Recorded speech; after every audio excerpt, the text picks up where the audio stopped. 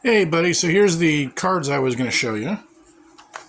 So, excuse all the Star Wars stuff. A couple of them are graded, a couple of them aren't graded. This company doesn't even exist anymore. This is Score 93 Jeter. Look how young he looks. At some point, I'll get this one graded, but it's really not worth all that much money. It's probably like 20 or 30 bucks.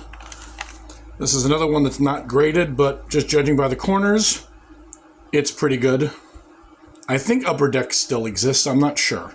I haven't bought a pack of cards in quite a while. So you can see, kind of cool looking. This is Bowman, 93 Jeter. Again, looking like he's about 15 years old. This is a minor league card from 95, so it's not really a rookie. This is when he was on the Columbus Clippers. Let's see. These are the graded ones.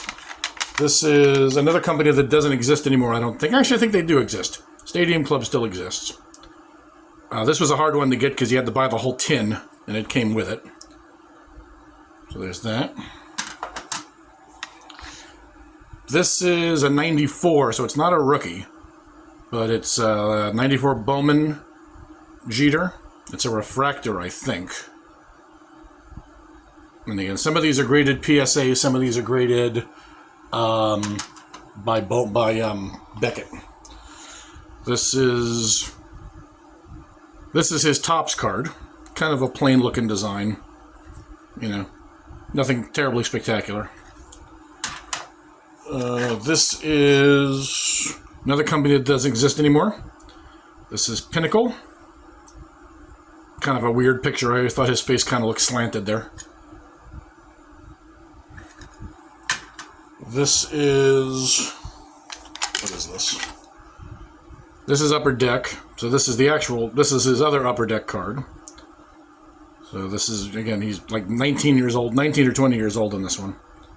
Again, most of these are graded like an 8 to a 10, I think. And this is the one that's worth a fair amount of money. This is the 93 SP one. You could tell because the corners are, I don't know whether the camera's going to focus or not. Maybe, yeah, here we go. The corners are what really gets you.